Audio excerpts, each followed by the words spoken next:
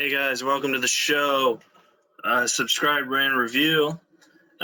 We had to speed this one up a little because Zoom gave us that not 45-minute time slot. Those Zoomer fuckers, saying that in a nice way. Anyways, book me on Cameo, www.cameo.com/Keith Reza. Celebrity voicemail as well, www.cvm.com/Keith Reza. My stand-up special, Make It Happen, is on iTunes, Apple Music, Spotify, YouTube. Give it a watch, follow, and buy it. That would be awesome. Alan Lee's about to join us on this. I don't know what he's doing and what he's up to, but I wanted to do opening remarks real fast for this episode. It's been fun. Election day too. Regardless if you're a Trump supporter or a Biden supporter, I hope whoever you voted for wins, and we could go back to getting rid of 2020. I think that's the worst, is this whole year, just with the quarantine and the coronavirus and how it's just stressful for everybody. Anyways, what was I going to say? Oh, yeah. Our guest today, before I tell you, subscribe and review to Reza Riffs, Apple Podcasts, YouTube, like the fan page, Instagram, Facebook, Twitter. Our guest today, you know him from Wayne's World, Ghostbusters 2, Psych. He's on the new show Evil, which is on Netflix. The great Kurt Fuller. Enjoy.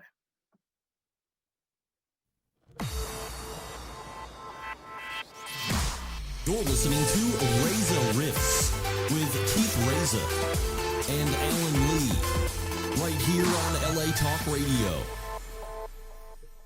Wait, damn it. Hold on, I gotta plug this in again. I'm very low on battery. I'm an old man doing technology, so you gotta be careful. Hold on. Yeah, I feel like I'm an old man too, because I was having Zoom issues too. You? Yeah, like the microphone wasn't working or something. Oh man, come on! Don't get. I need you to know what you're doing. That's terrible. Hold on. Yeah, that's good. A wizard. Okay, good. Kurt, this is Alan Lee, the trusty sidekick. Glad to meet you. You're Alan? No, who's Alan? You're Alan? Yeah. You're not Keith. I know that. You're Definitely. You can bet. Hey, Alan. Yes, sir. You could have combed your hair for this. You know what? I mean, come on, buddy. That's true. I'm trying My God. I'm trying a different look. Oh, okay. I like it. I like it. All right. So I shaved. So Kurt, how's New York going right now? Are you filming Evil out there? I am. Evil just started yesterday. I was not on this. We're all sort of wondering how it's going to go because, it's a very strict kind of protocol. Everybody wears masks until the last second. Sure. Actors are the only people who take off their masks the entire time. So we feel a little weird about it. You get tested every other day. Wow. It's very strict. And still, there's people come down, they've had to shut things down with all that because the crew and we do, we go home, we shop, they can't put everybody, it's not like the NBA. There's no Disney World for us here. Right. So the crew gets tested only once a week, but we don't come in contact with the crew anymore. I mean, it's empty when we show up. It's very weird. It's really weird. So do you think like all filming experiences for the future are going to be like this for a while, or like for a while? I'll bet all next year. Yeah. Mm-hmm. So and it affects things. I mean, the lead in our show, Katja Herbers, texted me yesterday and said it's so weird to rehearse with masks on. It's so weird to talk to the director when he's got a mask on or she's got a mask on because we read body language I mean, like I'm looking at you right now, trusty sidekick, and you're interested in what I'm saying, and you thought that was a little amusing. But with a mask on, I wouldn't know. You could be sticking your tongue out. Yeah. Anything could be happening. So I think it's going to affect all performances. Yeah. Everything. It also affects like interviews, because usually we go to a studio and it's like correct. We're together, and now it's all Zoom, which is still fun, but I feel like getting the picture after the show is fun. And Zoom used to be interesting and new. Now it's old and boring. You know, I mean, I remember my first Zoom stuff was like, "Oh, we're all look at everybody's pictures up there and stuff." Yeah. You know, I agree. Yeah, no, I teach school, and I say, I tell all my bad students to go out and kiss somebody immediately without a mask. Get rid of them. Yeah, absolutely. And I will also say that Evil, the first season is on Netflix, and it's kicking ass on Netflix. It was it was in the top 10 of all shows the entire month of October. Fantastic. Which is pretty good. So awesome. I watched Evil with my mom, and I have a lot of I have mom issues, I guess. You know what I mean? Right. Who doesn't?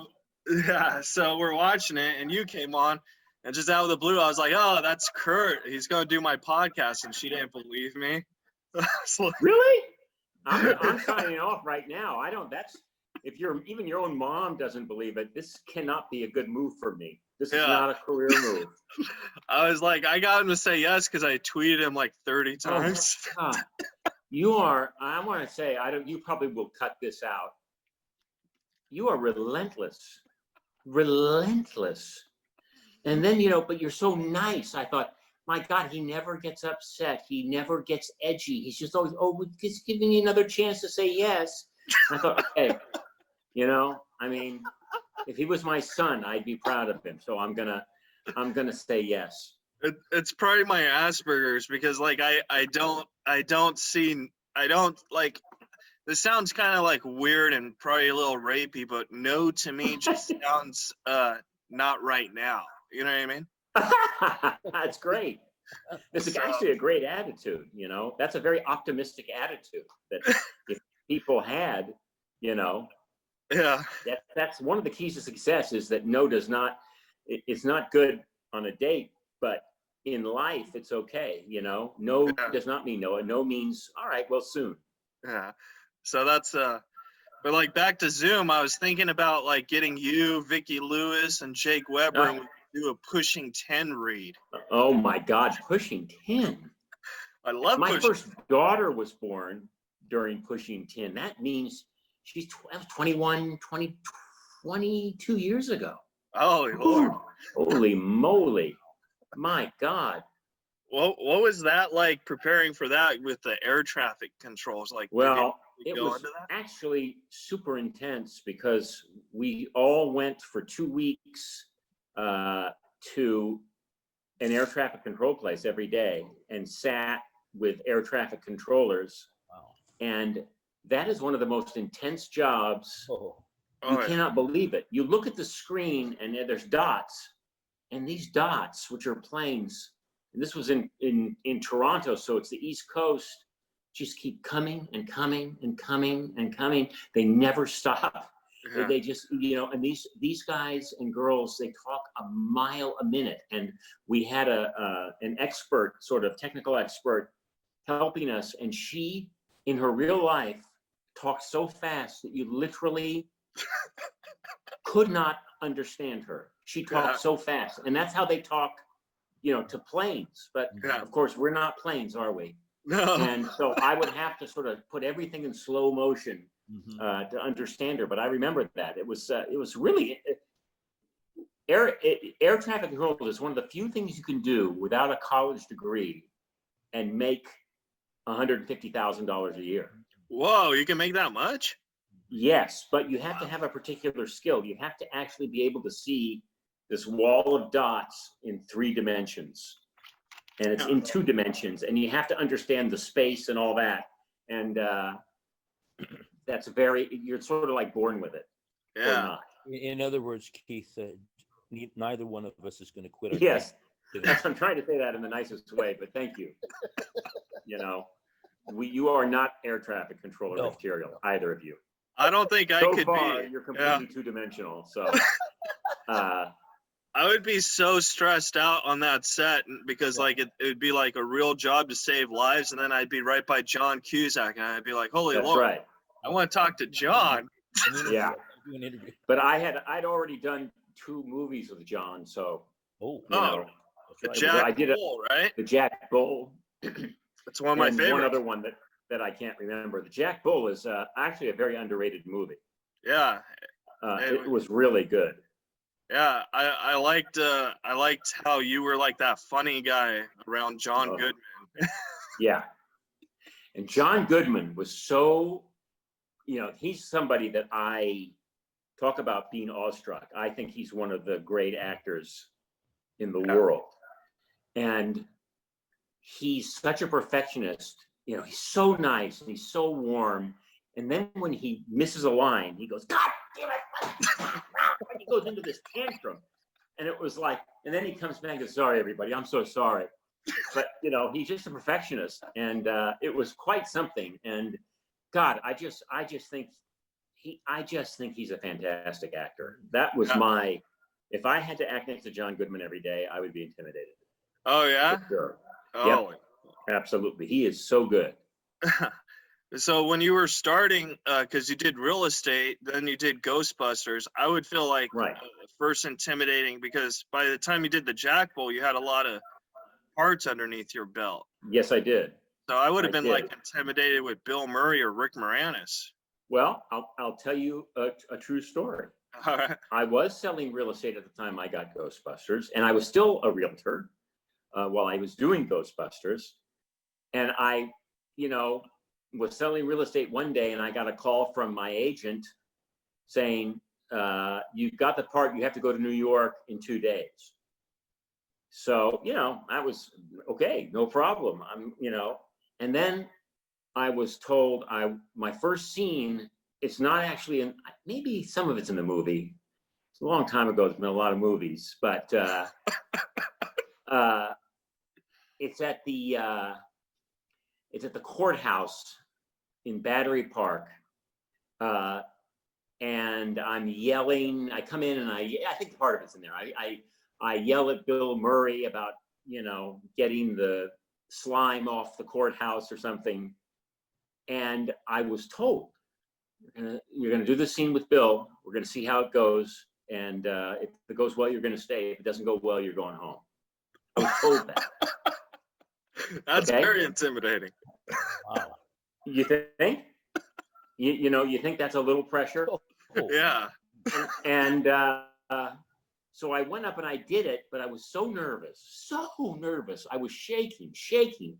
And it was a scene where I get mad. And we did a rehearsal, and I was over the top. I was just screaming. And we finished, and Bill went, "Is that how you're going to do it?" Oh my God. So I went, "Oh no way. I'm not going to do it that way. Are you crazy?" Of course, I was going to do it exactly that way. So I just sort of dialed everything down by about 90%. Yeah. And I did. I mean, really, one time Ivan Reitman said to me, and I thought I was doing, you know, I hadn't done much film acting. I'd done stage acting. It's completely different. Yeah. In the camera is as close as I am to my little computer here, my iPad, really, right now. Right. Whereas in stage, you're acting for people who are, you know, 200 feet away, sometimes 300 feet away. You have to really go down. And Ivan Reitman said to me, "Kurt, do less than you ever thought it was humanly possible to do." And so I did it. And I thought it was when I don't know, something outside the courthouse or something. I say something. And I thought it was so boring and so horrible. And when I look at it now, it was still too much. Yeah. But I didn't know. I didn't have any technique. You know, I just had hopes and dreams. Do you think that that's mostly because you did theater and stuff? Because Yeah. I do stand-up comedy, and I did one play, and I thought I was very good in the play, but I did one movie. I thought I was terrible in the movie. Right. And it's not that you're terrible. It's that none of us knows just how much the camera sees. Right. It sees so much, it's unbelievable. And what I have learned, because I'm not a great actor, I've had great moments. But when I'm in doubt, I do nothing. That's And good advice. the situation and the camera invest so much in you. So if I'm doing nothing but the camera's moving in on me, that is doing all the talking for me. It's doing all the everything. So whereas on stage or even in stand-up, you sort of show things, on camera, you just think things. And if you think it, it actually shows. You can't help it. But you don't try and manipulate anything. That is $1 million worth of acting advice for anybody. Oh, and they're getting it for free by listening to Reza Riff. Well, that is correct. I've heard somewhat before, Kurt, but I'll tell you, you're doing it so well. And even a thought can be magnified. But I will add this, and everyone has noticed this. Have you ever seen actors eating and chewing? I mean, I've seen people take a pickle. And it looks like they've gone crazy. Correct.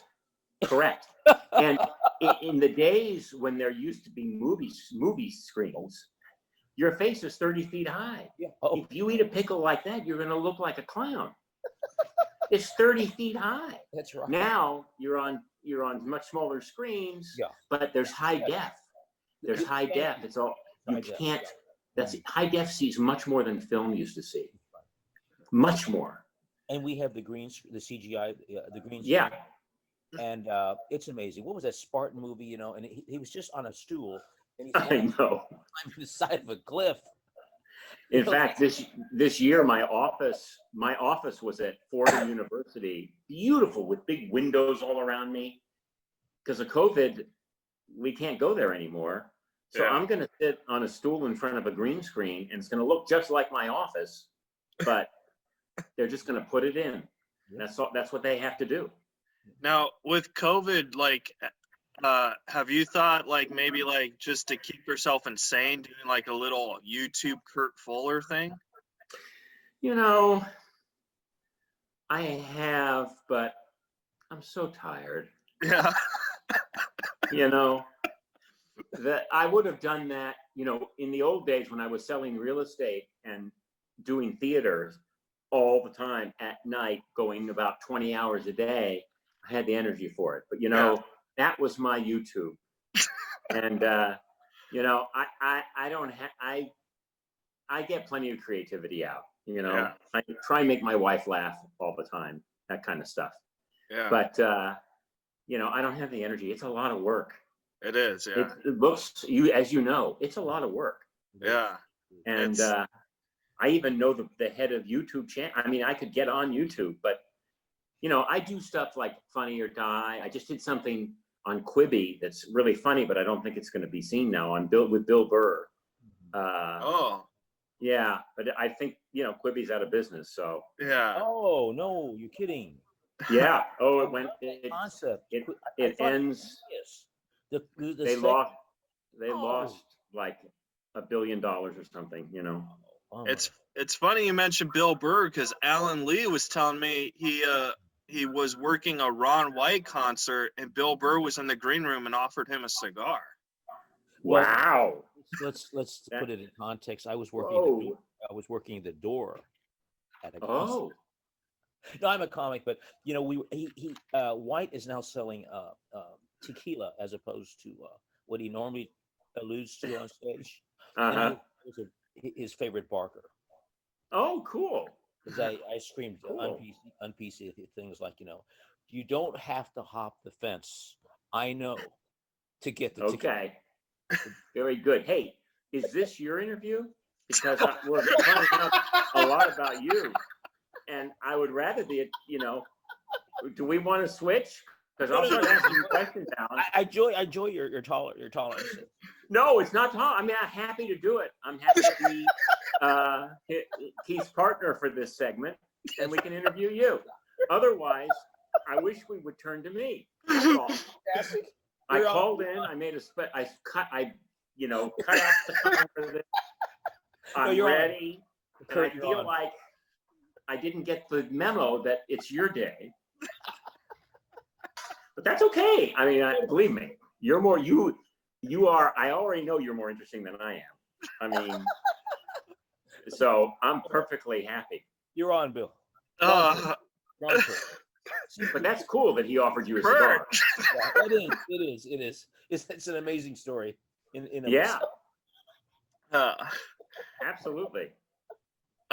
so Kurt, when we started the show and we asked how we were doing, I was gonna say I'm bloated, constipated, got a boil the size of the walnut. Oh man. Okay, I gotta tell you something. You are referring, of course, to Scary Movie. Yeah. And I can't tell you that was a written line, but the great thing about Keenan Wayans, he's so secure that he only does the lines at the end. It was so improvised, and then at the end we'd go, we'll do one from the script. Yeah. And he would meld them together. Half that movie is improvised. Oh, really? Yeah, pretty amazing. I mean, all the situations are his, all the setups are his, and a lot of the great lines are theirs. But a lot of the improvisation, you know, like I stole a line from Bill Murray. Right. In Ghostbusters 2, he's in the court. I thought it was brilliant at the time. And the prosecuting attorney comes up and he puts his hand on her hand. He goes, "Kitten, I just don't know." And she gets all offended. And I thought it was so hilarious. So during a press conference in Scary Movie, somebody asked me a question and I go, "Kitten, let me handle this." You know, and you know, nobody else got the association, but it was complete steal. Always steal from the best. Completely stolen. Did Bill ever call you up on his 1-800 number and say, No, I see him sometimes. I know his brother Joel Murray quite well. We live right near each other, and we played golf together. But no. You're a big golfer. I've met you. I don't know if you know this, but I actually met you maybe 4 or 5 years ago at the Warburton Golf Charity. Oh, okay, yeah. Really? Yeah. I don't have any. I remember everything about the Warburton, except that, because that slipped by me, Keith. Yeah. Where did we meet in the tent or at the end? Or? I was passing out shirts, and I remember you said I need a tall shirt. Oh, really? Was I nice at least? Yeah, you were very nice. Yeah. Oh, yeah. One of my good days. I haven't gone the past 2 years, but I usually go every year because Pat's my adopted uncle. So like. Is he? Yeah. So. I'm very good friends with Patrick. Yeah. You know, and my stepdad and him are best friends. So. Oh. You know, we call him Uncle Pat, and. He's a great guy, isn't he? Yeah. Yeah. I think I could do the best impression because I feel like you could do impressions of everyone who you know, not just who you try. You know, right? Like, right. But hey, I wanted to ask you about Hulk because we were talking about like eating stuff. Hulk Hogan fed you a check. How much was that check worth? Well, I got to tell you something. That was one of the most ridiculous things that has ever happened on a movie set. Okay, here I am, not safe, with this wrestler. Okay. Wearing, I think at the time it was blue tights or something. And they've asked me to be ridiculously, talk about being huge. Right. I kept going to the director, you know, "Tom, you're asking me to be so big and so broad. It can't be good. It's why am I screaming? Why?" And he goes, "Kurt, the guy you're acting next to is about 6'7", and he's wearing red tights and he's got dyed blonde hair over his ears. You can't be too big." And so, because his way of doing things on the wrestling ring, it's sort of fake, but it's not fake. When they hit you with a chair, they really hit you with a chair. They just do it in a way that doesn't hurt you. He didn't understand, and none of the idiots on the set told him that you're not really supposed to. The joke was, I offer him a bunch of money to come to my network, and he then shoves the check down my throat and says, I won't be around when this check clears. Okay. Which means that when it comes out, Right. clears, honey. But you, of course, you fake the check. They cut before you do the check, and then they do it after it's all set up. You don't actually shove a check down someone's throat. An idiot would know that. An idiot. Well, I'm not calling him an idiot. Okay, he's actually a very, very sharp guy. But this was not his best moment. Okay. And he actually shoved the check down my throat. He's so much bigger than me. And, you know, when you're rolling, we all go, oh, I can't blow this take. I certainly didn't want to have to do it again. So I didn't go, stop. I actually couldn't. He also scraped the back of my throat with 2 of his fingernails. Okay. Oh. To be honest, to make this story go south really fast, I ended up with an infection and had to take antibiotics. He doesn't even know that. I hope he hears this. He's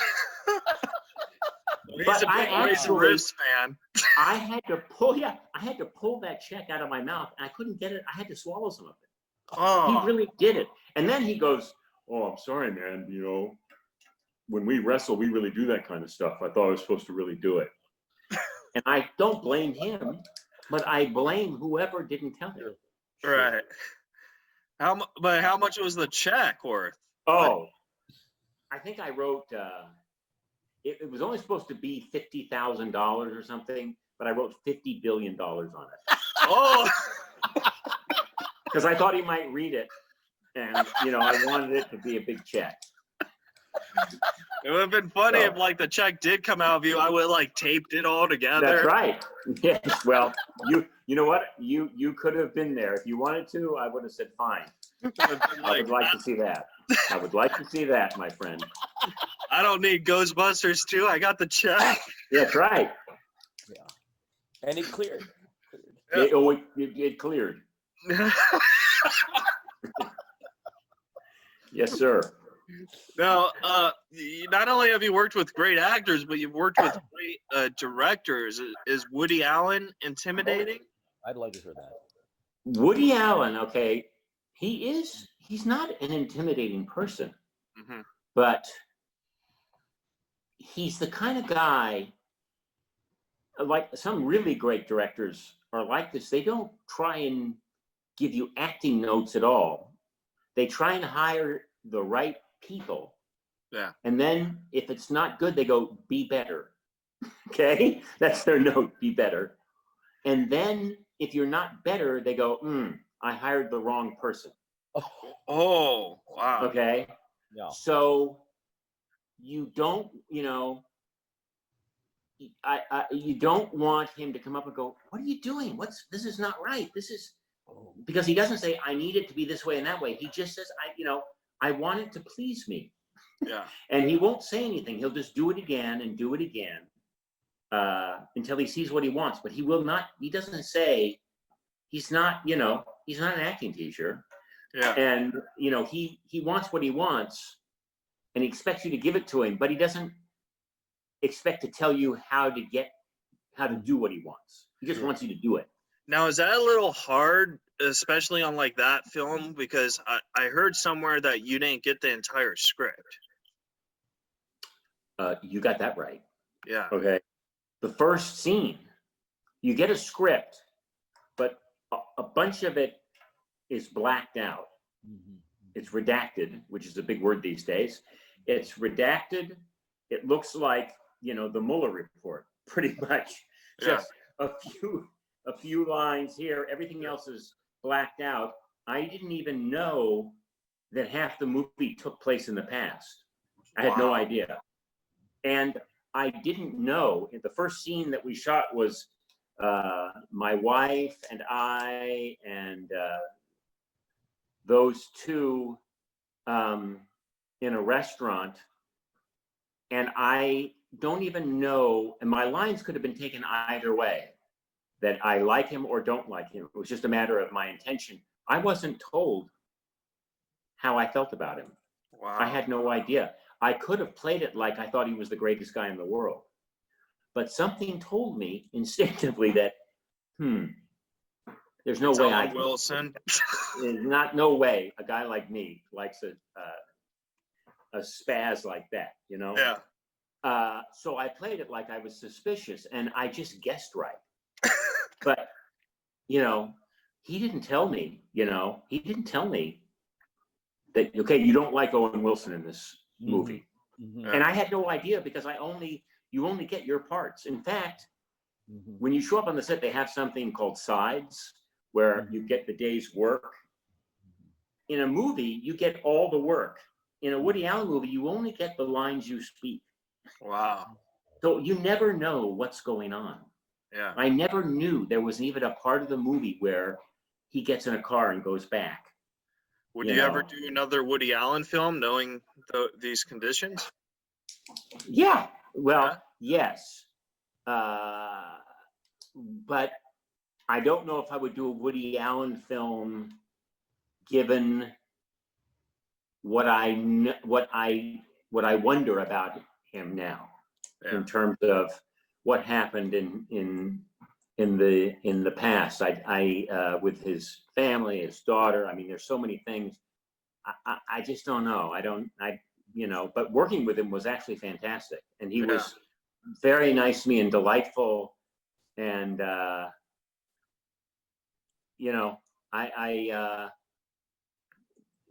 the other stuff I just don't. I'd have to really think long and hard about. If I work with him again. Yeah. Well, it said on Zoom we only had 10 minutes, and I wanted to ask these Twitter questions real fast. Okay. So I'll zoom through it. I'll skip the Twitter names. Thanks. I don't know. This is like They're a not Woody friends. Allen. This is a Woody Allen situation. Yeah, exactly. Yeah. Just give me every other word. Let me see if I can figure it out. Kurt, if you could remake any of your films with the same script, cast, and experience, which one would it be? Whoo! You know what? It would be Wayne's World. Yeah? Yeah. There are things I would have changed in Wayne's World a little bit. Oh. I would have made my character a little more masculine. Yeah. Classically masculine, because who knows what masculine is in real life. But I would have made him a little less of a wimp, and a little stronger, because I think it would be more interesting if he was really trying to be a little more self-assured. The next question is actually a Wayne's World question. Kurt, how many takes did it take Dana Carvey to do the flashlight scene? That was a funny scene. Dana Carvey, he's great. Dana Carvey was great in every take. Mike Myers needed a lot of takes. Because Dana Carvey, and I like them both, but Mike Myers was a more inexperienced actor at the time. Yeah. He just is a brilliant mind and a brilliant comic mind and everything. But in terms of technique, Dana was spot on every time. Didn't take that many takes. Mike would take more takes, because he kept had this thing where he would always brush his hair back. So in every take he was doing this, and he had to go, Mike, don't brush your hair back, because you're going to just be, all we're going to see is this, the whole movie. And I also heard there's a lot of friction between him and the director, because Mike Myers also wrote it, so he was probably more strict to what he wanted on his jokes. I think that friction happened in the editing room Really? more than on the set. Or if it did happen on the set, they kept it to themselves, because I didn't see it. But I did read the same thing you did. I don't believe everything I read, but that sounds like it could have happened. Yeah. Okay, Kurt, were you pretty psyched that Woody became more of a regular character? Oh my God, I love it. Was I psyched? Wow. God, I almost slipped by me. Are you psyched? Oh. How's Alan? You okay? All right, you okay with that? You get it? Did you get that? Yeah, good. Almost, yeah, thank you. I want to make sure, because this is your interview. I was psyched, because Psych was the best job of my life, best job I've ever had. And I'm close friends with everybody on that show. I loved them like brothers, and I wanted to be a regular. And every time, I got like about 4 different series when I was doing Psych as a recurring character. And every time I would say to my agents, call Psych, tell them I'll work for half as much if they make me a regular. And those cheap bastards kept saying no. That's because they got me for a song. And I'm not even talking a song in show business terms. I'm talking in real life terms, a song. Not actor money, but show business money, but real life money. Yeah. They got for nothing. Well, Kurt, we're running out of time, but thank God. I mean, what? I'm sorry. I do hope that this was fun for you and it was worth the yes. So I wanted to thank you. Oh my God. Let's do this every 20 years. Maybe I'll do it one more time before I die, you know? I'll be 87. That'll be fantastic. But I hope this, I mean, I thought this was the preliminary before the real interview, but we're done. I thought we were just warming up, man.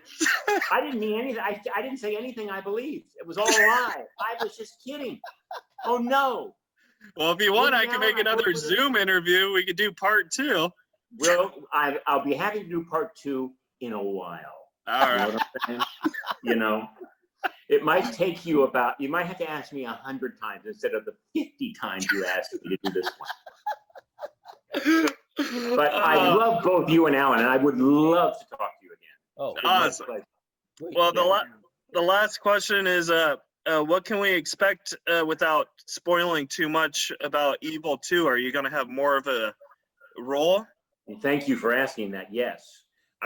My deal is, though, because I don't want to work as much as I used to, I only do 7 out of the 13 shows, but they're giving me much more to do in those 7 shows. I have a real thing going on. So yes.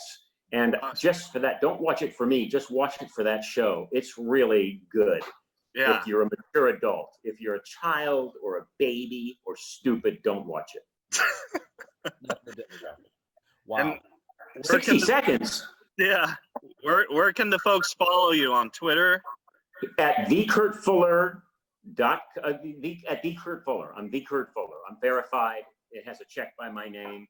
I'm not on anything else because I hate social media. All right? Well, Kurt, but I love so you. I love Alan, and I love this. All right. Thank you, Kurt. I appreciate it, pal. Have a good day. Hey, my pressure. You have a good time too. All right. Stay safe, And buddy. I said my pressure, not my pleasure. My pressure. And I meant that to hurt, Alan. Yes, I know. Ouch. All right, you guys. So should I leave the meeting? I can't. Yeah. How can I miss you if I don't leave? All right. Bye, Kurt. Bye, buddy. Bye, Thank you guys. you. Bye. Wow. That was Kurt Fuller, Alan Lee. That was awesome. Hey, we got less than 1 minute. Let's tell the folks to subscribe, rate, and review. Alan, you got anything going on real fast? I've got to go to the restroom. All right. Guys, subscribe, rate, and review. Follow Kurt Fuller. Thank you guys so much. Yeah. Razor Riffs. We rock.